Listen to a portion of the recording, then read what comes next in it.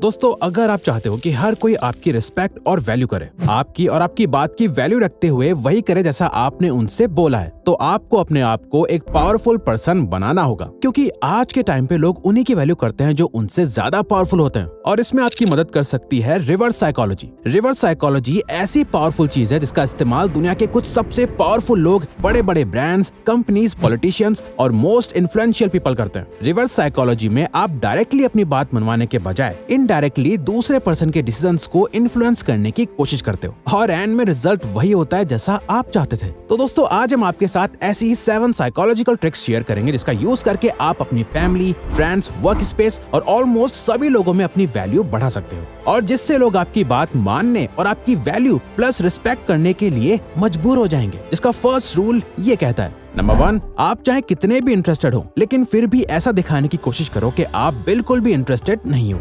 University of Arizona के एक social psychology के प्रोफेसर के अकॉर्डिंग इंसानों में नॉर्मली एक रिएक्टेंस होता है। जब भी किसी को लगता है कि उनकी फ्रीडम उनसे छीनी जा रही है तो वो नेचुरली उसे वापस पाने के लिए उस काम का बिल्कुल ऑपोजिट यानी उल्टा करने लगते हैं जो भी उनसे कहा जाता है। ऐसा कितनी बार होता है, आप किसी पर्सन से बहुत ज्यादा अट्रैक्ट हो जाते हो, आप उन्हें चेस करते हो पर वो तो आपसे ठीक से बात तक नहीं करते। ऐसा इसलिए होता है क्योंकि आप उनके सामने अपने वांट्स रख रहे होते हो। आप उन्हें ये दिखा रहे होते हैं कि आपको उनकी जरूरत है, जहां उन्हें लगता है कि आपके साथ आकर वो आपकी नीड्स और विशेष को पूरा कर रहे हैं। यानी मानो जैसे इसमें उनकी इच्छा नहीं है बल्कि वो तो आपके कहने से आपके साथ आ रहे हैं। इसीलिए उनका ये रिएक्टेंस मोड एक्टिव हो जाता है और वो आपसे दूर भागने लगते हैं। सिमिलरली आपने ये भी नोटिस करा होगा कि जब कोई सेल्समैन आपको कोई चीज बेचने का ट्राई करता है वो आपके पीछे ही पड़ जाता है। इनडायरेक्टली वो आपको उस प्रोडक्ट को खरीदने के लिए फोर्स करने लगता है, तो आप खुद ही ऐसे लोगों से दूर भागने लगते हो। वहीं जो इंसान ऐसा शो करता है कि वो ज्यादा इंटरेस्टेड नहीं है, आप उसी से ज्यादा अट्रैक्ट होते हो। जो सेल्समैन आपको फोर्स करने के बजाय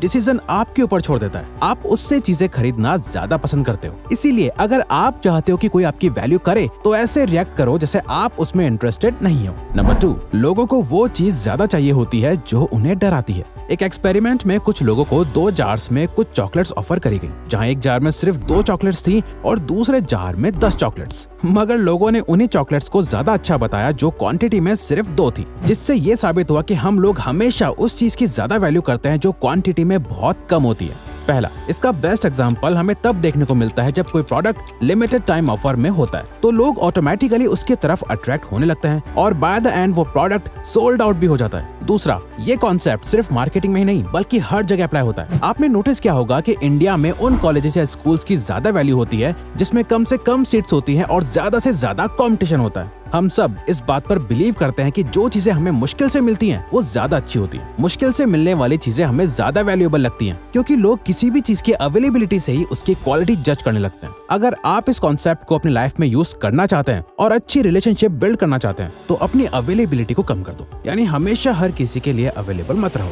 ताकि उनकी स्कैरसिटी की वजह से आपकी वैल्यू बढ़े। क्योंकि जब आप किसी के लिए अपनी अवेलेबिलिटी को बहुत ज्यादा बढ़ा देते हो तो लोग आपको वो वैल्यू नहीं देते जो आप एक्चुअल में डिजर्व करते हो। नंबर 3, गिव एंड टेक का रूल। रेस्टोरेंट्स में कई सारी स्टडीज कंडक्ट करी गई थी जहां आपने भी ये नोटिस करा होगा कि जब भी आप किसी रेस्टोरेंट जाते हो और जब वेटर बिल लेके आता है तो बिल के साथ कुछ कॉम्प्लीमेंट्री स्पेशल चीज, स्वीट्स एक्सेट्रा लेके आता है। वो कोई ऐसी चीज होती है जो आपके लिए फ्री है, जैसे कभी आपको मीठे में कुछ फ्री दिया या नॉर्मली जहां आपको बिल के साथ फ्री में सॉफ्ट देते हैं। इस स्टडी के अकॉर्डिंग जो वेटर अपने कस्टमर्स को एट द एंड एक मिंट ऑफर करते हैं उससे उनके टिप में 3% इंक्रीज हो जाता है। बट अगर वो 1 मिनट की जगह 2 मिनट देते हैं तो उनकी टिप डबल होकर 6% नहीं होती बल्कि 14% बढ़ जाती है। जहां इस रिसर्च में ये भी देखा कि जब वेटर 1 मिनट देने के बाद वापस आकर एक और मिनट देता है और उन्हें प्रेस करता है या ऐसा कुछ कहता है, for you nice people, here is an extra minute for you, इससे देखा गया कि उनके टिप में सबसे ज्यादा इंक्रीज हुआ जो नंबर 23% तक बढ़ चुका था।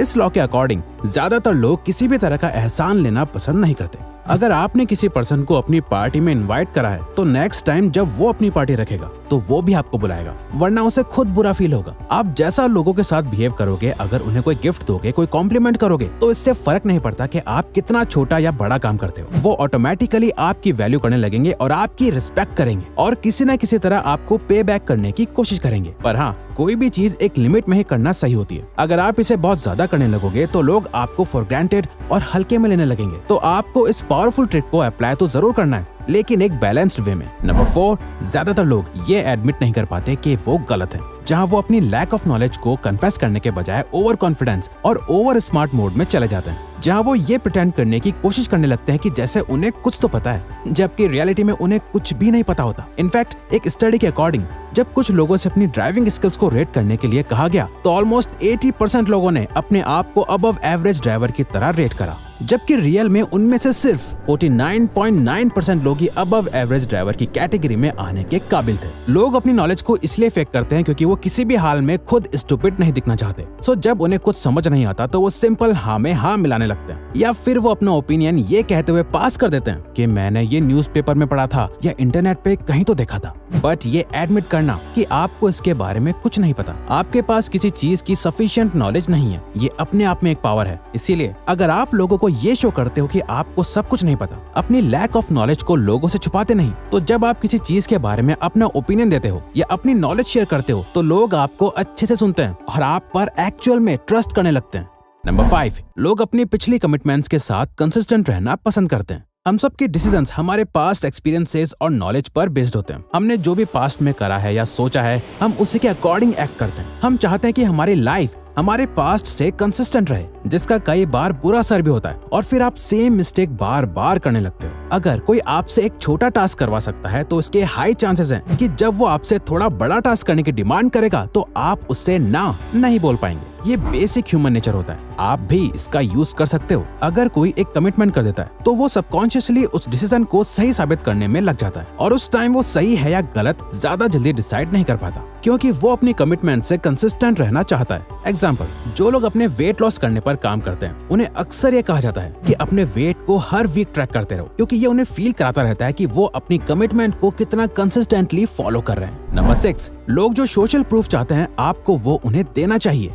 सोशल प्रूफ में हम देखते हैं कि लोग कैसे एक दूसरे को देखकर उन्हें फॉलो करने लग जाते हैं। इसे हर्ड बिहेवियर कहा जाता है। जब हम बहुत सारे लोगों को कुछ करते हुए देखते हैं तो चांसेस ज्यादा होते हैं कि हम बिना सोचे समझे उन्हें फॉलो करने लग जाते हैं। इसमें हम पीयर प्रेशर को भी देखते हैं, जिसमें हमारे आसपास के लोग हमें उस काम को करने के लिए मोटिवेट करते हैं। ये एक तरह का सोशल प्रेशर है जिसमें हमें ये फील होता है कि अगर सब लोग ये काम कर रहे हैं तो ये सही होगा। फॉर एग्जाम्पल, अगर आप ऑनलाइन एक प्रोडक्ट परचेज कर रहे हो तो क्या आप उस प्रोडक्ट को चूज करोगे जिसपे 1 रिव्यू है और 5 स्टार की रेटिंग है, या उसको जिसपे 5000 रिव्यूज हैं और 4.5 की रेटिंग है? ज्यादातर लोग उसे ही खरीदेंगे जिसे ऑलरेडी बहुत लोगों ने यूज कर रखा है। कई बार आपने नोटिस करा ही होगा कि टीवी शोज में फेक लाफ्टर को ऐड करा जाता है, लेकिन बहुत लोगों को ये पसंद नहीं आता। पर स्टडीज ने ये शो करा है कि लाफ्टर ट्रैक के यूज से लोग उस शो को फनी शो की रेटिंग देते हैं। जैसे कि फ्रेंड्स शो को आप देखें तो स्टार्टिंग में लाफ्टर ट्रैक आपको इरिटेट कर सकता है, बट धीरे धीरे उस ट्रैक की वजह से वो शो आपको फनी लगने लगता है। नंबर 7,